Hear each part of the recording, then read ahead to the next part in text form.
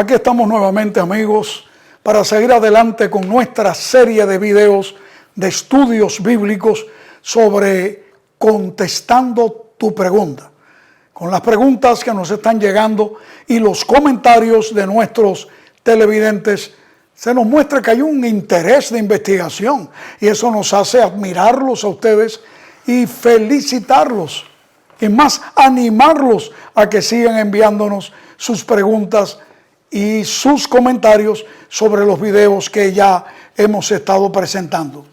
Por cierto, hace un poco tuve el honor de tener a mi lado al pastor y profesor Javier Díaz, quien tiene una vasta experiencia docente en el campo de la teología por muchos años, y él aportó un análisis muy importante y al mismo tiempo muy satisfactorio al tema del universalismo en cuanto a la salvación, que algunos han estado creyendo desde hace muchos años y siglos, pero que últimamente se está dando un poco de énfasis a esa idea por algunos que se llaman religiosos.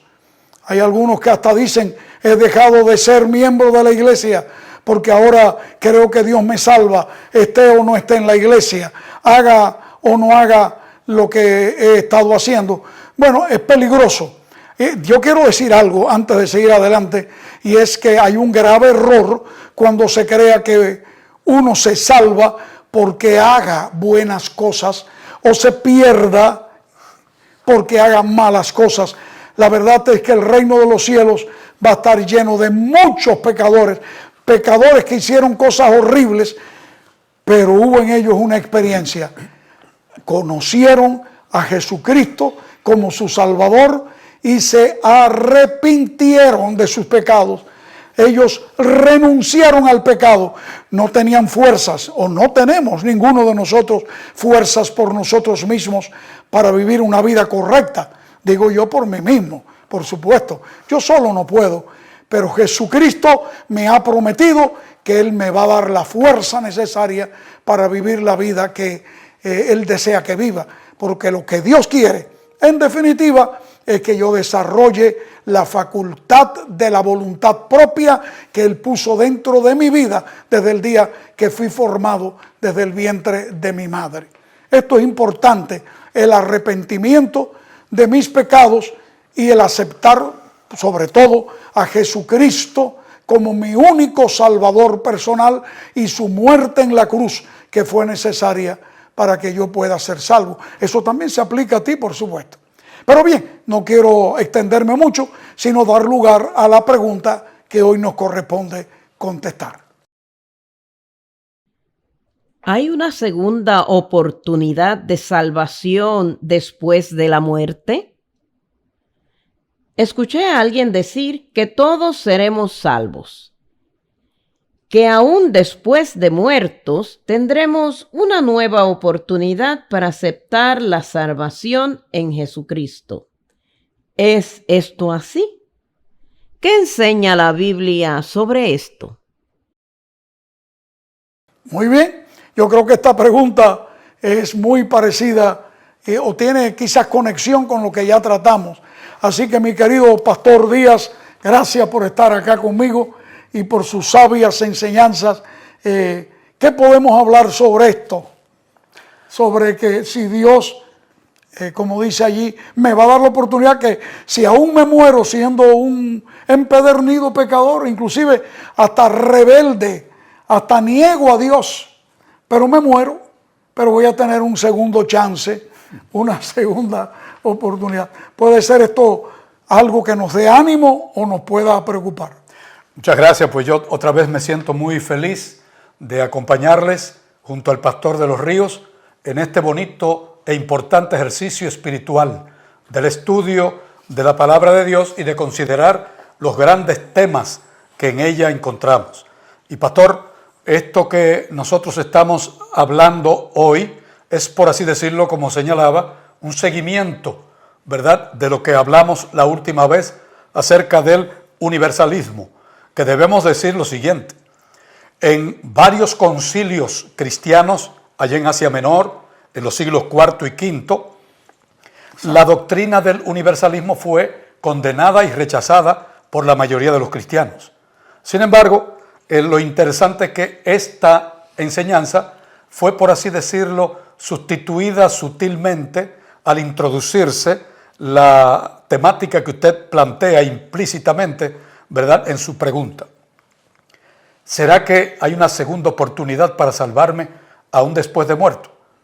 Lo primero que debo echar por delante, hermanos, es que Dios es el Dios de las segundas oportunidades. Amén. Pero Amén. es mientras estamos con vida y estamos en relación con Él. Porque después de la muerte, ahí es donde llega ya el punto final de nuestra vida para tomar las decisiones que Él, ¿verdad?, espera de nosotros, que sean decisiones de bien. La pregunta entonces es, ¿qué se puede hacer? ¿O qué dicen algunos que se puede hacer aún para beneficiar a una persona que murió y que no murió salva o que vivió una vida no de acuerdo a la voluntad de Dios? Y vuelvo a decir que esta es otra vertiente del humanismo, porque esto es agradable a cualquier oído que le digan, mira, al fin y al cabo, cuando te mueras, nosotros aquí tenemos los mecanismos, ¿verdad?, para llevar a cabo unas funciones que podemos entonces sacarte de esa condición de perdido. No? Profesor, es como a manera de una ilustración. Estoy en el andén esperando el tren. Sí. Pero debo tomar ese tren porque a mi manera de ver es el último tren que me lleva a la ciudad donde voy. Pero al fin y al cabo alguien me dice a mí, no te preocupes que hay un segundo tren. Y yo dejo pasar el primero. ¿Y qué hay si al fin y al cabo el segundo no viene? No existe. Exacto, y mire qué interesante. Todo esto también gira en torno a un concepto que se desarrolla a través de la historia de la humanidad, y es el concepto de la antibíblico, de la inmortalidad incondicional del alma. Y usted me dice, ¿y cómo mezclan una cosa con otra? Bueno, porque si nosotros tenemos una nueva oportunidad estando en la tumba, entonces eso implica que hay una existencia después de la tumba de todo ser humano. ¿Qué tipo de existencia? Bueno, pues vamos a ver. Allá, desde la época de los babilonios, pasando por los egipcios, y luego aterrizando entre los griegos, los romanos y la época moderna, pasando por la Edad Media, se ha elaborado el concepto de que en el hombre realmente hay una tricotomía. ¿Qué quiere decir? Que nosotros estamos hechos de tres partes: espíritu, alma y cuerpo. Luego se redujo a una dicotomía, solamente el alma y el cuerpo. ¿Qué enseñaban los egipcios? ¿Qué enseñaban los babilonios? Y eventualmente, ¿qué enseñaban los griegos? Bueno, que mire, por la influencia de ese filósofo conocido griego, Platón, fue que se elaboró la idea de que el alma realmente es algo independiente de nuestro cuerpo material, y que cuando usted muere se libera de esa prisión del cuerpo, y ahora el alma, ¿verdad?, vive y existe en otra dimensión. De allá viene todo esto, ¿no? Entonces es muy fácil pasar de allí al concepto este de cuando usted muera, como su alma está por ahí en algún lugar, algunos lo distribuyeron en diferentes departamentos, ¿verdad?, de acuerdo a cómo usted vive. O es el purgatorio, o simplemente usted va allí a tener a otro lugar. A un limbo. A un limbo, que algunos dicen, ya el limbo se descartó, ¿verdad? O puede estar en la inmediata presencia de Dios, ¿verdad? O sea, cuando usted va directamente a la gloria, como dicen. Bueno, pues eso no es lo que enseña la palabra de Dios. ¿Qué nos indica allá, por ejemplo, entre otros, el sabio Salomón en cuanto a la naturaleza del hombre? Exacto. Dice sencillamente lo siguiente, y leo para ustedes lo que dice aquí la palabra, Eclesiastés 9, 6 y 10. Dice, porque los que viven saben que han de morir, pero los muertos nada saben, ni tienen más paga, porque su memoria es puesta en el olvido. También su amor, su odio, su envidia fenecieron ya, y nunca más tendrán parte en todo lo que se hace debajo del sol. Por eso aconseja entonces en el 10, todo lo que te viniere a la mano para hacer, hazlo según tus fuerzas.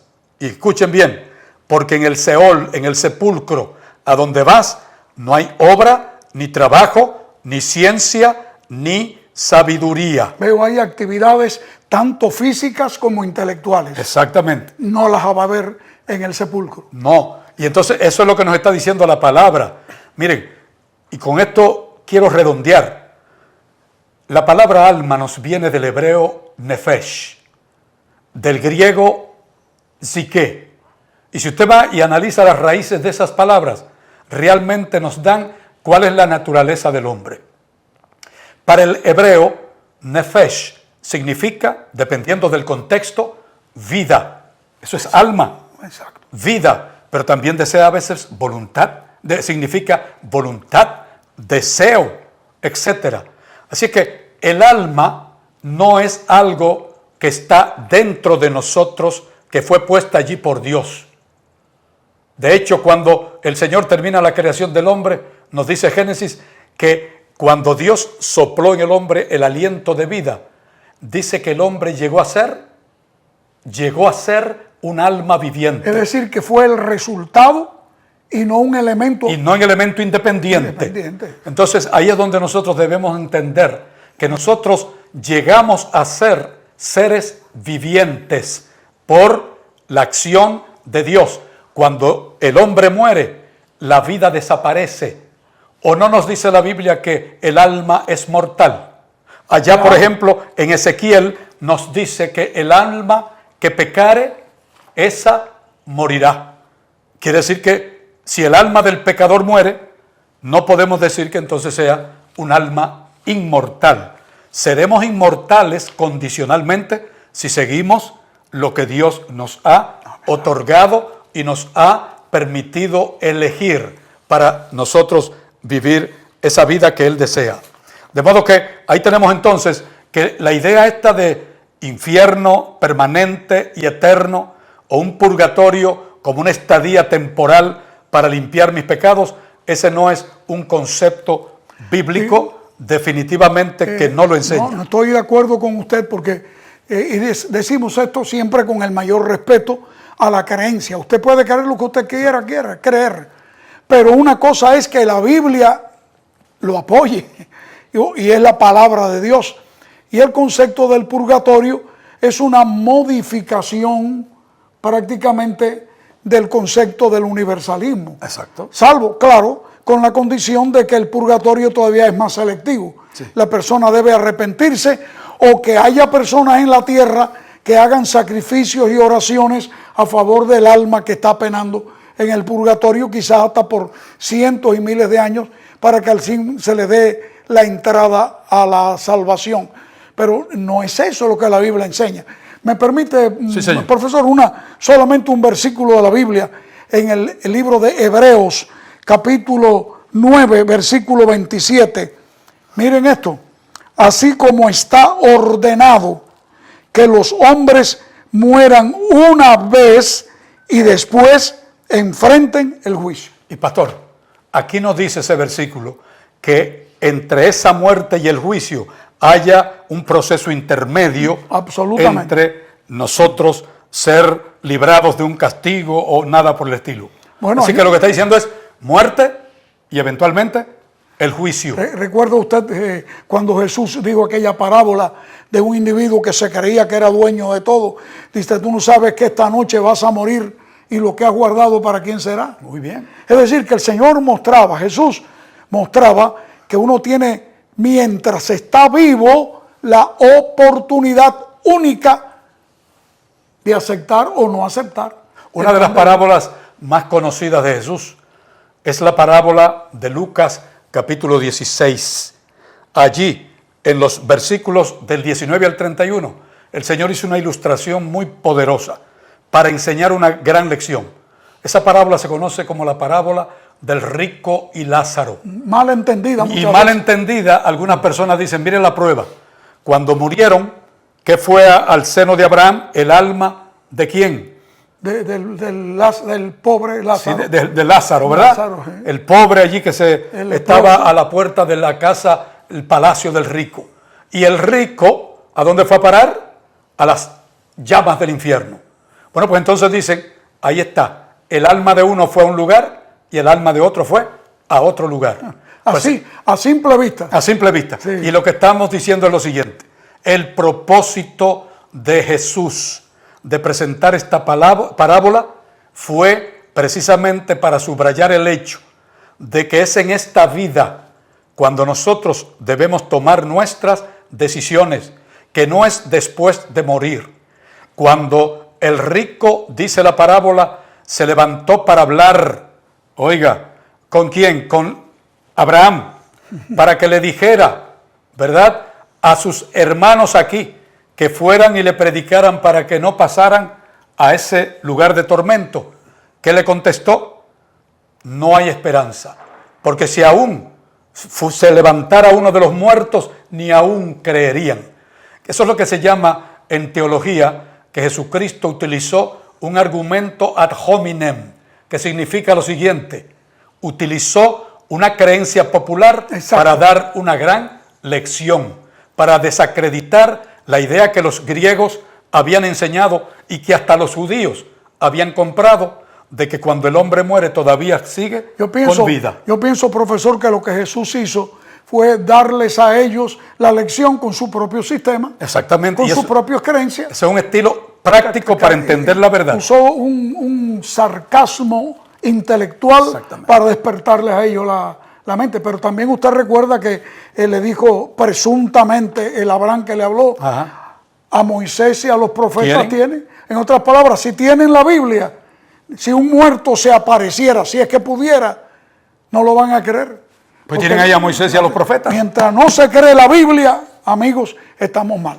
Muy bien, entonces para cerrar, después de la muerte, hermanos y amigos, no hay nada que podamos hacer para arreglar nuestras cuentas con Dios. Eso es lo importante. Y yo lo que quiero hacer es un llamado, y es a que nosotros, mientras el Señor nos da la vida, aprovechemos la oportunidad. Este es el momento de salvación. Este es el momento que debemos tomar nuestras decisiones. Correctamente, y gracias, Pastor Díaz. Mis amigos, lo que el pastor acaba de hablar es la clave de todo lo que hemos estado analizando en este corto video.